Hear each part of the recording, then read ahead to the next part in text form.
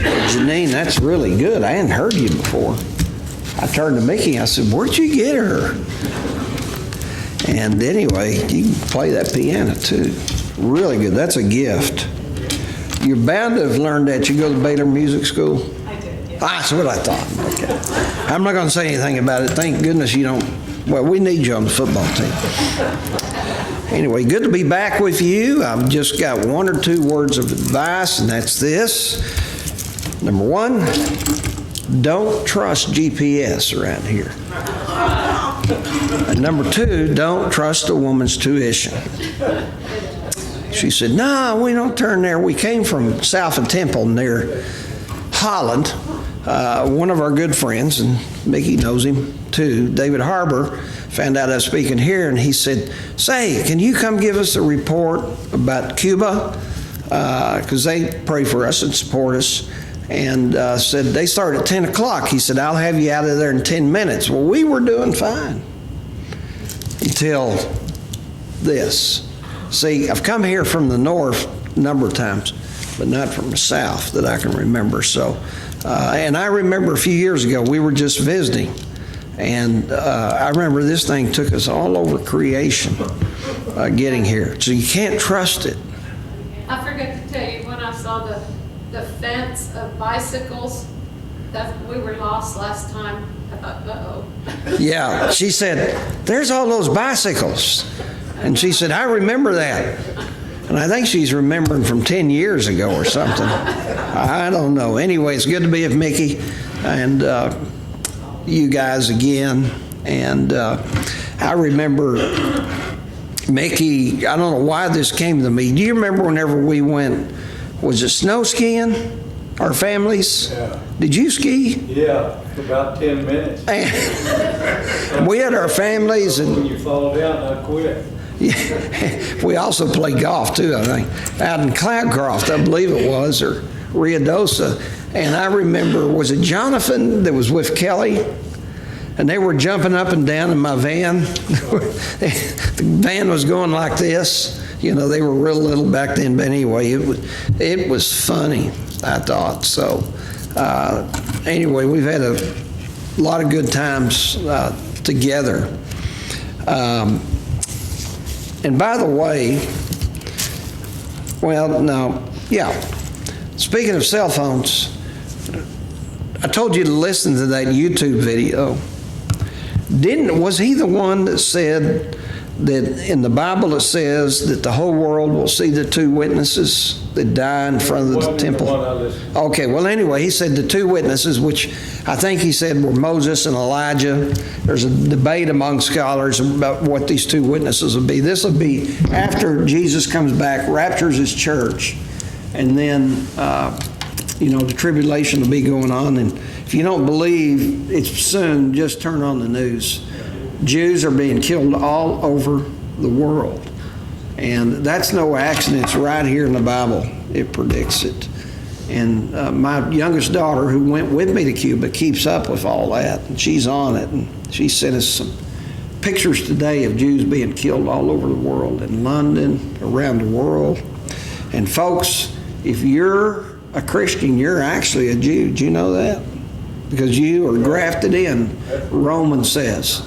And so, but anyway, they said when these two witnesses are killed, that the whole world will see it, and the bodies are going to lie there, I think, for a number of days. And people used to say, how can that happen? Right here. You know there's over 6 billion cell phones around the world? He brought that out. And you can see something instantaneously. I preach to a pastor's conference in India once a month. And it's in India, the other side of the world. And I can see them, they can see me. You know how we're able to do that? Through this. So I think we're seeing prophecy fulfilled right before our very eyes. And that's one of the reasons why I decide to do what I do. Because Jesus is coming back, and it's going to be too late for some folks unless we tell us. And the Bible says this gospel will be preached to the ends of the earth. Anyway, you might turn to Revelation chapter 2.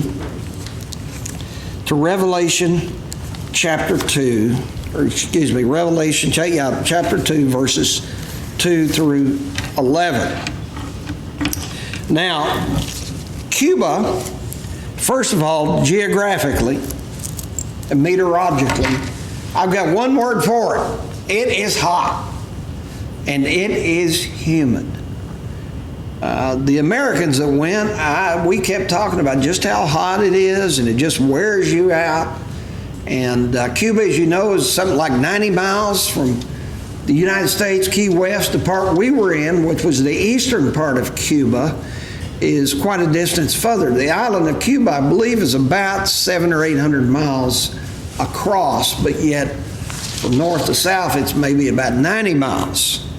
But we flew into Santiago, and the campaign basically was in Guantanamo and the outlying areas. We were a few miles from the base that's there, but yet we weren't too far from it as well. Now, politically, Cuba has been a communist nation since October the 3rd, 1865, and it's the sole ruling party of Cuba.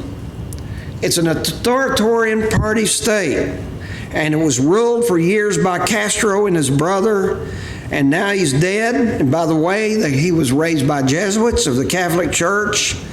Now, a dictator that's just like Castro, but he's more of a subtle persecutor.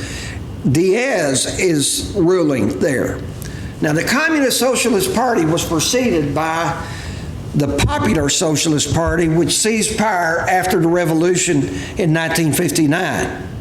Now, in eastern Cuba, because Castro was from that area, you see signs all over Cuba about Castro, and especially in this region, because that was sort of home country for him. And they'll have a picture of him, even though he's dead, and it will say, "The revolution lives on." And I'm sitting there thinking, what good did the revolution do? All it did was enslave the people and persecute the Christians. And any dissidence and political dissension is strongly, strongly prohibited and repressed. The Cuban Constitution ascribes the role of the party to be the leading force of society and of the state. It's like the far left, what we see today in our nation. The far left wants the government to dictate to you and me everything that it does, and even now they're beginning to say that the church can do this and the church cannot do that. Now, of course, the Soviet Union fell, and that was one of the main economic supports of Cuba. And now Cuba has aligned itself, get this, with China, Venezuela, a communist nation, Iran, and I believe even North Korea. And the government seeks to control every area of Cuban life. April 17th, 1961, the Bay of Pigs took place. And we might have had a chance maybe to rescue Cuba, but the United States backed out on that. And the result was hundreds and later thousands of Cubans were imprisoned, and many of them were killed. Now, religiously and spiritually, that's what I'm here to talk about this morning. They say that Catholicism is the largest denomination in Cuba, but yet I would say most of the Catholics there don't practice it. That may be culturally, but yet they're not as strong a Catholic country where you have practicing Catholics, say as you see in Mexico, which is highly, highly Catholics. You know, they're sort of like the way we Southern Baptists are. You know what I'm saying? I talked to a girl at the hotel desk yesterday when I checked in last night, and I tried to share the gospel, but I had somebody waiting behind me, and she said, well, and she says, I don't know, I believe in a higher power, and then she told me, well, I was raised Southern Baptist. I thought, Sadly enough, that's the way many people are. Baptists are the third largest group in Cuba. It was began by a Cuban exile who was associated with our denomination, the Southern Baptist Convention, and he returned from exile in 1883, and now they have two Baptist conventions. They've got two Baptist conventions. In other words, they split at one time, and I thought, yeah, they're Baptists, all right. They split. By the way, did you hear about the guy who was on a desert island and finally he was rescued after so many years? And so his rescuer wanted to be shown around the island, and so they came to a church, and he said, what is this structure? And he said, that's my church. That's the First Baptist Church. And so, and remember, he was all by himself, so they came to another structure. He said, what's that? He said, well, that's the Second Baptist Church. And he said, you got two churches and there's only one person? He goes, I had a split. Don't you get it? Okay. But also in Cuba, you have what you call Spiritist, you have Voodoo, you have the Santeria religion, which is a mixture of Catholicism and the West African religions.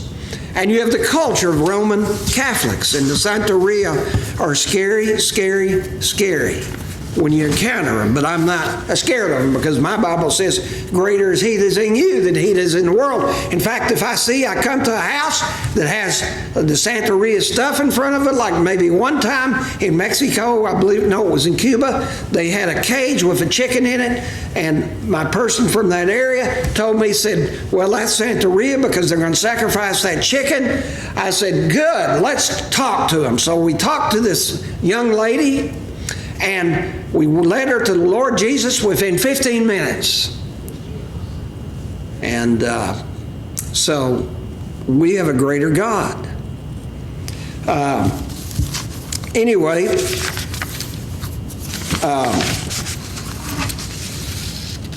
now,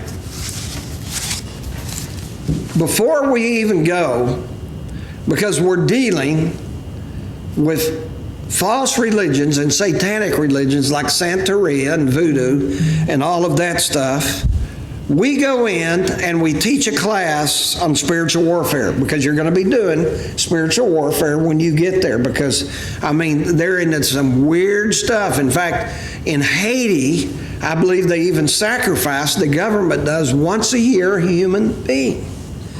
But you have all of these false religions. So we go in ahead and we teach them spiritual warfare. I'll be going to Honduras in a little bit less than a year. We're going to take some seminary students from Southwestern. The seminary's okayed it. And we're going to take them with us along with the Americans. And I'll be going into Honduras probably 2, maybe 3 times before we even go. I've already gone one time. And we'll be teaching those pastors, and we'll be teaching the people in the churches spiritual warfare, because you're going to encounter it. Let me tell you about one such incident. Now, my interpreter was a doctor. She was a psychiatrist. She was a member of Segunda Bautista, which is the Second Baptist Church, which is the biggest church in that city. We were going down the street talking to people out in the street, and many times it was so open that they literally came to us and asked us about Christ. And as I said, it was very easy, and we had one person after person after person. Many of them invited us in, which you don't see that in the States hardly. Many of them gave us coffee, which is a rare commodity in Cuba at that time, because they can't hardly get it. And when they ask you to have coffee, you know, you take it because you don't want to insult it. But we went to one particular house, won the people to the Lord on the front porch that were sitting there. Next door, there was a woman who looked like she was out of her mind. She was half crazed. I mean, she had this far-out look in her eye. Well, as I said, my interpreter is a psychiatrist. Now, what's amazing about that is when I was in Mexico, which you guys helped me go to, guess who my interpreter was? She was a psychologist and taught at the university there.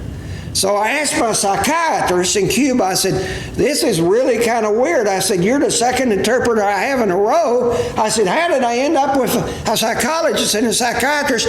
And she goes, because you're crazy. Now, Mickey, you've been telling me that for years. I remember one time, I think it was you turkey, a search committee, he was on my resume, called him up, and I think he said, well, he's okay, but he is crazy. Anyway, she was really something, the psychiatrist. And she makes, if you can believe this, she has a medical degree, plus extra years in psychiatry. And you know what she makes a month? $20 to $30 a month. She's never even been on a vacation. She's never even stayed in a hotel. And I'm kind of secretly collecting a little fund that I want to be able to send to her. And I want to say this, here's to do what you want to with it. If you want to go on a vacation, that's fine. If you need it, take it. She doesn't even have any idea I'm doing that. But anyway, that lady was sitting on the porch and she was just half crazed out of her mind. And I said, let's talk to her. And she goes, I have. She's one of my clients. Said she's demon possessed. And I want to tell you something. If anybody ever act demon possessed, now she didn't get down there and crawl on the floor or anything like that, which I believe can happen. But she just lay out of her mind. She goes, I'm sharing the gospel with her. She's one of my clients. And by the way, she said, I use my practice to win people to Jesus. And I said, you mean you believe in demon possession? I said, I do. And she goes, yeah. I said, well, what about Freud and all that stuff they teach you in psychology? She goes, that's a bunch of garbage. She said, this is a spiritual war that we're up against. And anyway, so that's what we go against. Now, if there's one church I think that represents what we see in Cuba to somewhat of a degree, it's found with the church of Sardis. And let me read you that. Write to the angel of the church in Smyrna. No, it's not Sardis, Smyrna, excuse me. Thus saith the first and last, the one who was dead and came to life, I know your affliction and poverty, but ye are rich. I know the slander of those who say they are Jews and are not, but are a synagogue of Satan. Don't be afraid of what you're about to suffer. Look, the devil is about to throw some of you into prison to test you, and you will experience affliction for 10 days. Be faithful to the point of death, and I will give you the crown of life. Let anyone who has ears to hear listen to what the Spirit says to the churches. The one who conquers will never be harmed by the second death. Now, this is in the section that we call the seven churches of Asia Minor. These were actual churches in John's day when he wrote this. And they existed there in Asia Minor, but yet a lot of scholars believe this represents the church through the dispensation of the church age. Like they say that Philadelphia represents the Reformation when the gospel was freed from the yoke of the established church, the Roman Catholics. But yet I also believe that these churches exist today. I think even individuals can be, I think you can look at these churches and even see that individuals like that. For instance, Laodicea is called a lukewarm church. Have you ever known a lukewarm Christian? I've been that way a time or two. So here we find the church of Smyrna. And people asked, Mickey, when he texted me, he said, what happened? Well, we went with Gospel Adventures with 39 missionaries. 4 of them were from Mexico. 5 of us were from the U.S., and many people from the local churches. Most of them came from eastern Cuba. And what we're beginning to see in Cuba is, first of all, we cannot keep up with the work. We can't keep up with the work. But what we're beginning to see is we're beginning to see in Cuba an indigenous church. You know what that means? That means that the members, the Christians, take over the work themselves. Like one of my goals when I go over there is not to do all of the evangelism by myself, but to teach the people how to do evangelism. You know why? Because I'm going to be getting on a plane and I'm going to be coming back to Texas. So what happens when we leave? They have to carry on the work. It's like I've been in contact with my pastor at Primera Iglesia Tenala, Chiapas, Mexico. We did a campaign there just about a year ago. Well, he contacts me and we communicate by using Google Translate. And by the way, he's about ready to graduate from seminary here in their Hispanic program online. And he said, out of the work that you guys did when we were down there, said, we continued doing that work and said, we've got 2 new churches, it looks like, and we want you to come back and train us in discipleship and train us in leadership. So you see, that's becoming an indigenous church, and that's what we're seeing in Cuba. So they're persecuted, like Smyrna was. The word Smyrna comes from the word myrrh, which means the tabernacle. It's an embalming perfume. That's what they were taking to the tomb when they were going to embalm Jesus. Of course, they didn't find him there. And let me say this, again, if you are a Christian, you actually are a Jew. And anyway, he said, they're persecuted. He talks about 10 days there. And there I think he's saying, listen, in light of eternity, the persecution that's going to come from 10 days, I'm not know if he's speaking literally here, but he said it's going to be nothing compared to the glory that we're going to see when we get to heaven. Now I think we're going to be raptured out before the tribulation takes place.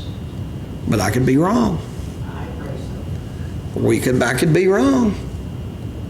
And my friends who are kind of post-tribulation could be right, and I'm trying to stay on the subject, but it's hard with everything happening. But if we are persecuted, just remember what awaits us. When Castro, who was educated by the Jesuits, came to power, he saw he saw the churches as a threat. And he tried to control everything. Now, we believe that our declaration says, and it says, you can read it, in the preamble it says that our freedom and rights are given to us by God.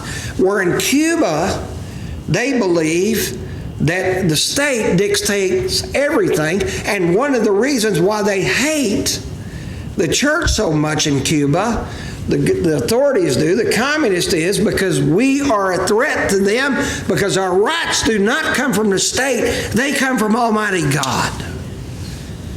And let me say, there are some in this country who are trying to take those rights away because they want the state to dictate everything we do.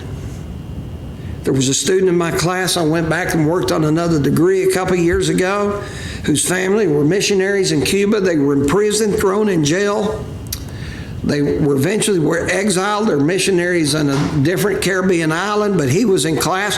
Guess where he wants to go when he finishes Southwestern? He wants to go right back to Cuba.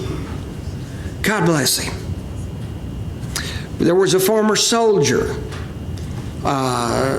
in the church that I worked with in the year 2017, the first time I went to Cuba. He was a member of the Communist Party at one time, but he became a Christian, so he renounced it. He had to resign to his local Communist Party chairman, and so he went to him and he said, I've got to tell you this, I don't know what you're going to do to me. He said, but I have become a believer in Jesus Christ, and I can no longer do this. You see, his job was to infiltrate churches and infiltrate homes and find out who the Christians were, and he was supposed to report them. He said, I can't do that anymore. Guess what the chairman said? He said, I have become a Christian too, and I am resigning. Isn't that something? Now that former soldier is a missionary, and he goes all throughout his part of Havana telling people about Jesus as he works out of that church. Now, the persecution is more subtle now. The communist government requires that all the churches be registered or unregistered. And if you're unregistered, which by the way, they're not giving any more, from what I understand, any more credentials to make them registered, they require permission for virtually any activity, regular and irregular, that the church is doing. In December of 2022, our State Department designated Cuba as a country of particular concern for committing systematic and ongoing egregious religious freedom violations. Now, the churches that we worked with, most of them were unregistered, except for maybe Primaria Iglesia and Segunda Iglesia, because they predate the revolution. And Castro made this promise to the church. You see, if there's one thing